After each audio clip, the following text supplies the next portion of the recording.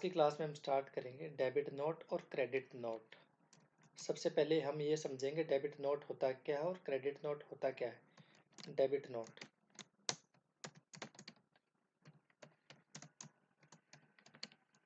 Debit note, so we have one product,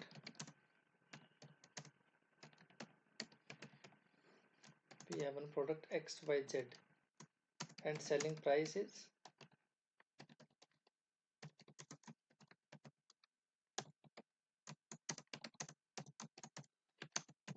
10,000। Okay, but by mistake user ने क्या किया, sold at, by mistake at 9,000 rupees. So for the so there is a difference of the 1,000 rupees. Okay, so 1,000 का जो difference है, for 1,000 difference के लिए हम क्या करेंगे, कस्टमर को एक डेबिट नोट इशू करेंगे। बिकॉज जो सेलिंग प्राइस था वो था 10,000 रुपीज, बट बाय मिस्टेक हमने यूजर को क्या किया, वो प्रोडक्ट हमने 9,000 में कस्टमर को सेल कर दिया। So the difference is 1,000। So difference को कवर करने के लिए हम क्या करेंगे, कस्टमर को एक डेबिट नोट इशू करेंगे। Okay, issue the debit note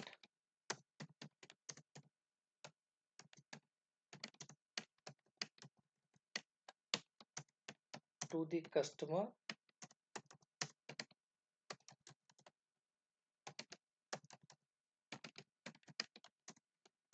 to recover the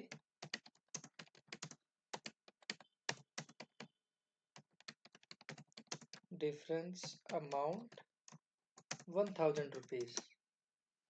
Okay, credit note, credit note का था, credit note is a vice versa of the debit note. Okay, so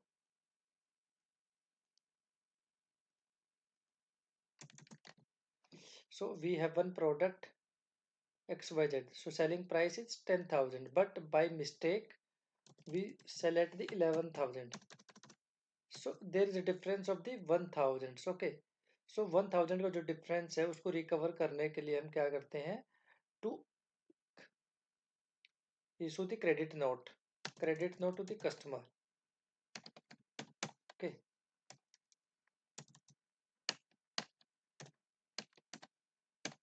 credit note to the customer, we issue the credit note to the customer for the difference amount 1,000 rupees. Okay, so now process flow of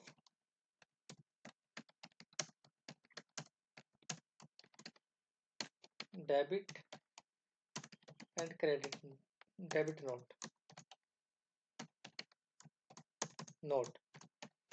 debit note and credit note always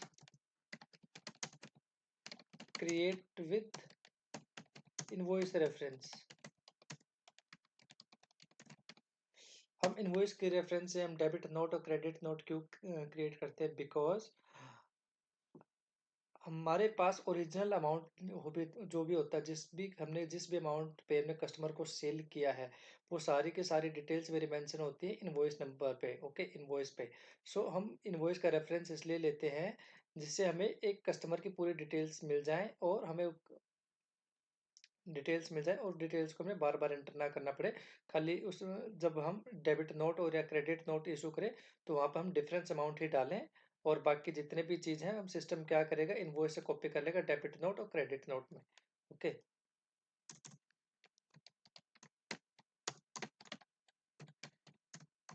debit note, सबसे पहले मेरा क्या बनेगा, debit memo request बनेगा।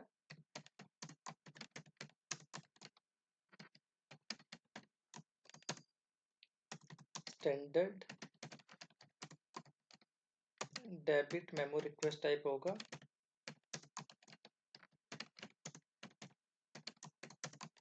DR। T code क्या होगा, T code होगा मेरा VA01। देन क्या बनेगा, डेबिट मेमो।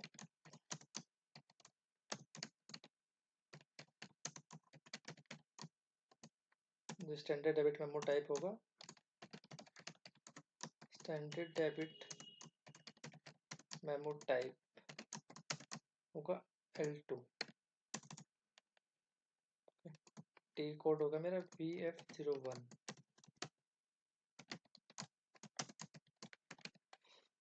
अब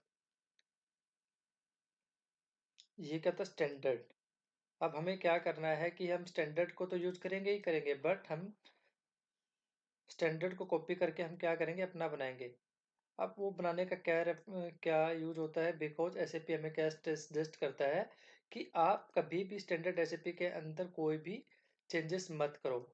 आप हमेशा स्टैंडर्ड एसएपी को रेफर करो, देन उसको कॉपी क्रिएट करके, देन कॉपी करके आप अपना ऑर्डर टाइप क्रिएट करो, देन आप उसके अंदर एज पर द रिक्वायरमेंट कुछ भी चेंजेस कर सकते हैं, but SAP never suggest to make any changes in the standard SAP standard. Okay, so in the same way, copy control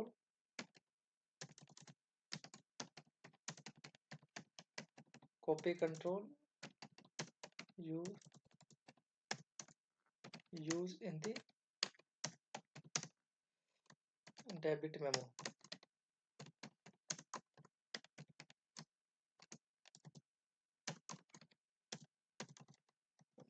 Not one is billing to sales order,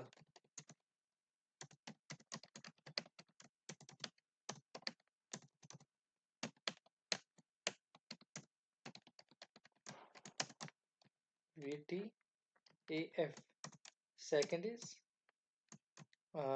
sales order to billing, sales order to billing, VTFA। अब इसमें क्या होगा, invoice to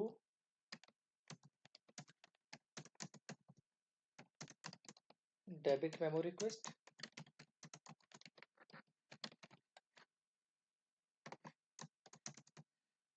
इसमें क्या होगा, debit memo request to debit memo. In the same way, credit note,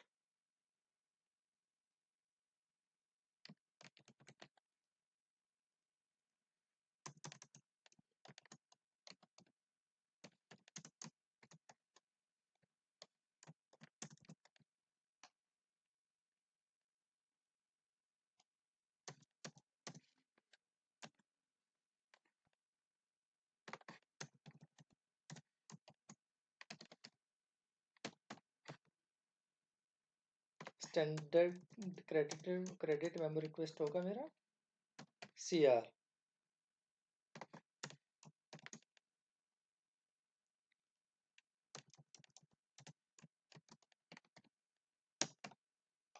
इसमें क्या होगा, G2।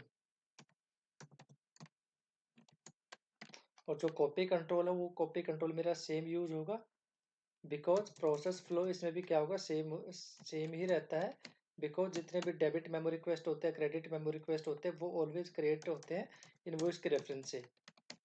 Okay, अब हम क्या करते हैं, एसएपी के अंदर लॉगिन करते हैं और पूरा का पूरा प्रोसेस हम एंड टू एंड एग्जीक्यूट करते हैं। ओके, हम सबसे पहले डेबिट मेमो रिक्वेस्ट और क्रेडिट मेमो रिक्वेस्ट करने के लिए हम सबसे पहले हमें क्या करना पड़ेगा, एक end to end process execute करना पड़ेगा with normal sale. Okay, so सबसे पहले मैं क्या करता हूँ, एक सेल्स ऑर्डर क्रिएट करता हूँ, देन डिलीवरी करता हूँ, देन बिलिंग करता हूँ। उसके बाद हम क्या करेंगे, डेबिट मेमो रिक्वेस्ट और क्रेडिट मेमो रिक्वेस्ट को प्रोसेस करेंगे। VA01, then I have created this order type .mah। Okay,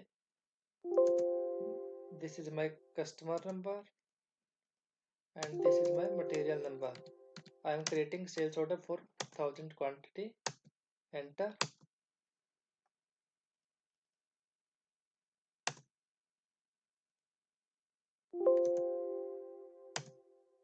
Okay, then यहाँ पर मेरी पूरी प्राइसिंग की डिटेल्स आ गई। ओके, देन मैं इसको सेव करता हूँ। ओके, सेव किया, then delivery VL01N, enter, picking storage location,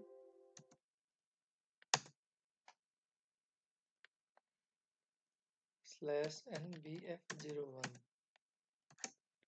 okay, अब मैंने क्या किया कि कस्टमर को इनवॉइस किया मैंने, ये मेरा कस्टमर इनवॉइस, ये मेरा customer invoice.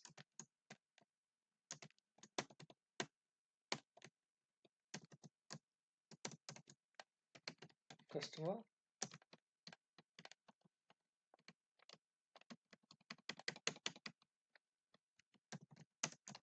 Sales invoice.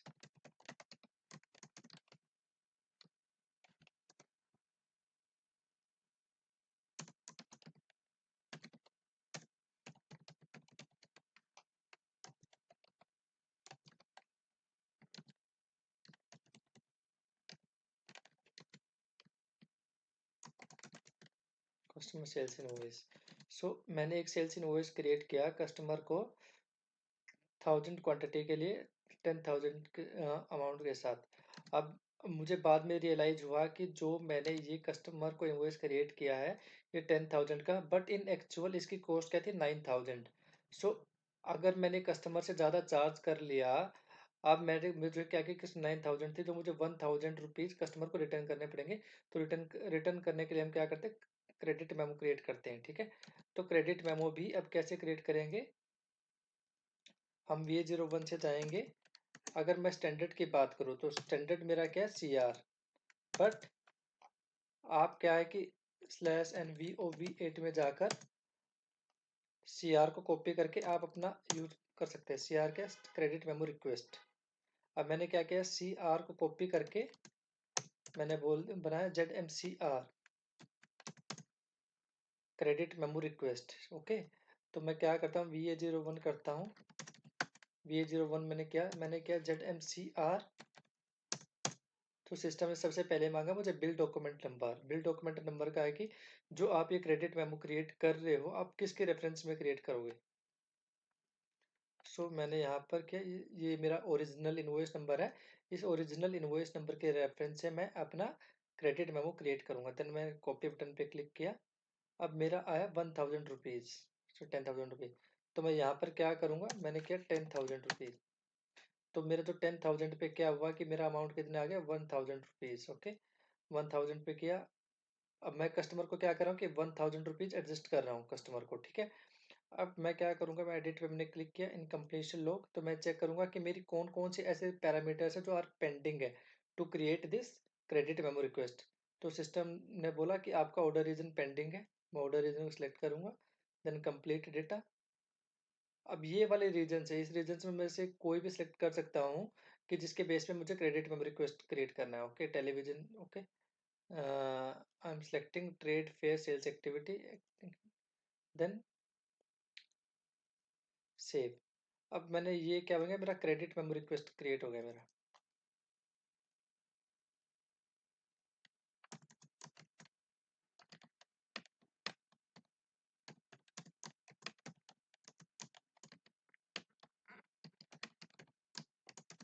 Credit memo request.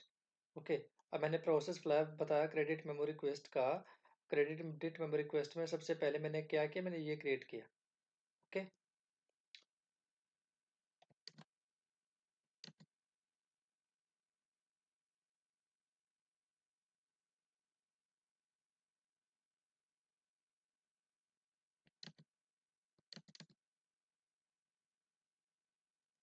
अब मैं क्या करूँगा, VF01 पे मैं जाऊँगा। VF01 पे मैंने सिस्टम क्या लेके आया, क्रेडिट मेमो रिक्वेस्ट नंबर जो मैंने क्रिएट किया।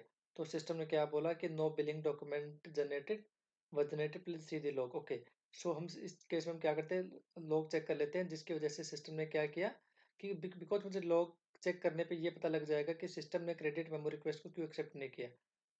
Edit, then log. Okay, then system बोला कि the this number document number is blocked for billing. Okay, so system ने एरर दिया, the document is blocked for billing. So इस case में हमें क्या करना है, बिकॉज जो भी क्रेडिट मेमो रिक्वेस्ट होते हैं, हम सबसे पहले में उसको एक अप्रूवल प्रोसेस के लिए जाता है इन रियल टाइम में क्या होता है कि आप कोई भी क्रेडिट मेमो रिक्वेस्ट को एक्सेप्ट इशू करते हो, सबसे पहले वो उसका जो स्टेटस होता है ब्लॉक हो जाता है, ठीक है। जिसमें हम क्या करते हैं, ऑथराइज पर्सन के पास इसका अप्रूवल कराते हैं, देन अप्रूवल वहां से वो अप्रूव करता है। अप्रूव करने का मतलब होता है कि देखो इसमें क्या लिखा है, billing block check credit memo. So इसमें क्या करता है, जो भी मेरा ऑथराइज पर्सन होता है पूरे के पूरे क्रेडिट मेमो को चेक करता है, and after that he they approve this credit memo. So mark this and accept, okay, and after that we can create the credit memo। अब इस केस में देखो सिस्टम ने क्या किया, पूरे के पूरे क्रेडिट मेमो की वैल्यू को उठा लिया 1000 रुपीज। इसका मतलब है कि कस्टमर को हम 1000 रुपीज से क्रेडिट कर रहे हैं, सेव। सो ये मेरा बन गया credit memo.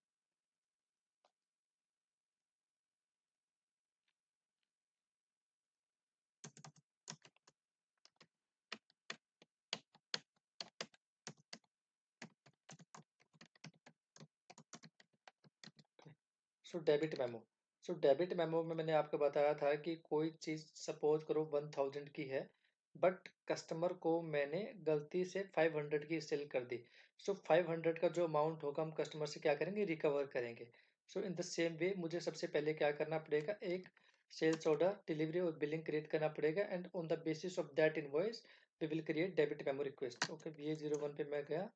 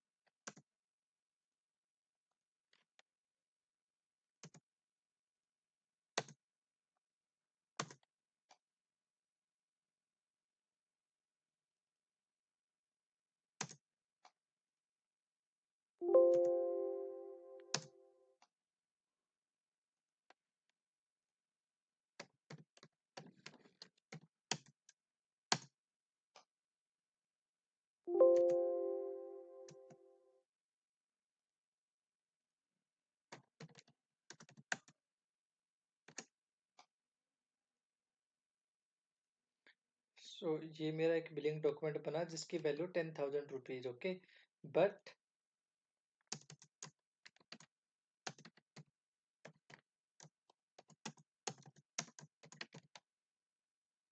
Debit memo customer invoice,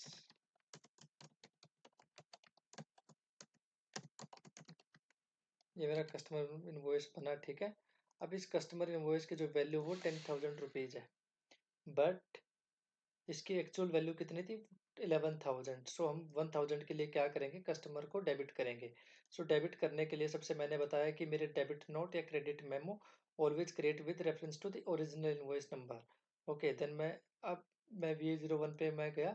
इसका जो स्टैंडर्ड ऑर्डर टाइप है वो है DR।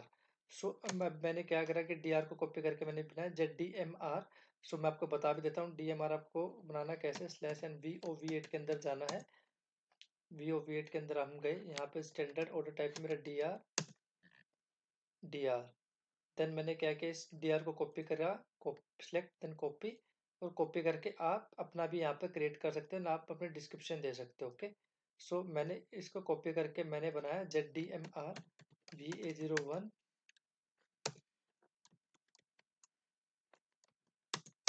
अगर आपको चेक करना है कि सेल्स डॉक्यूमेंट टाइप का कंट्रोल कैसे करते हैं, देन हम कैसे क्रिएट करते हैं, then I have uploaded one video later sales document type control. So आप उस वीडियो को चेक कर सकते हो, और उस वीडियो में मैंने एंड टू एंड प्रोसेस बताया है कि हम सेल्स डॉक्यूमेंट टाइप कैसे क्रिएट करते हैं। Okay,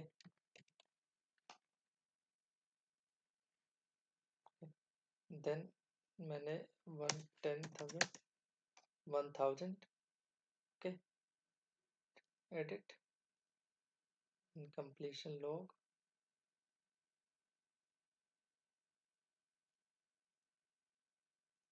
select anyone, continue. Then save. तो ये मेरा क्या बन गया, डेबिट मेमो रिक्वेस्ट।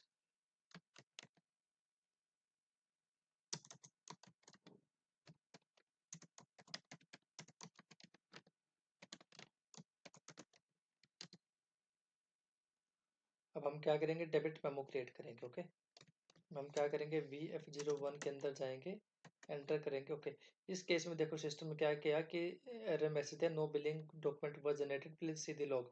सो हम इस केस में क्या करेंगे, लॉग को चेक करेंगे। देन हम जब लॉग को चेक करेंगे तो हमें क्या एक एग्जैक्ट एरर पता लगेगा जिसकी वजह से सिस्टम ने बिलिंग डॉक्यूमेंट या मेरा डेबिट मेमो क्रिएट नहीं किया। Okay, edit log. Okay, then system system is telling ये वाला जो document is block for billing. Okay, जब ब्लॉक फॉर बिलिंग है तो देन उस केस में हम क्या करेंगे, then direct go to V/NVA02, enter this check. Because जितने भी मेरे डेबिट मेमो रिक्वेस्ट होते हैं, क्रेडिट मेमो रिक्वेस्ट होते हैं, जैसे ही हम उसको सेव करते हैं, सिस्टम क्या करता है, उसका जो स्टेटस होता है इन ब्लॉक्ड, इन ब्लॉक्ड। ओके, सिस्टम क्या करता है, उसका बिलिंग ब्लॉक स्टेटस उसका एक्टिवेट कर देता है और उसको एक अप्रूवल प्रोसेस के लिए बिल्कुल एक्टिवेट कर देता है। ठीक है, जब तक इसको कोई अथॉराइज पर्सन इसको अनअप्रूव नहीं करेगा, अनअप्रूव का मतलब है अप्रूव नहीं करेगा दिस वन। ओके, तब तक मेरा क्या होगा, सिस्टम एक डेबिट मेमो क्रिएट नहीं करेगा। अब मैं इस केस में क्या कर रहा हूँ, इसको मैंने अप्रूव कर दिया। अप्रूव करने के बाद /NVF01 करूँगा, देन सिस्टम क्या करेगा, एक मेरा बिलिंग डॉक्यूमेंट क्रिएट कर देगा।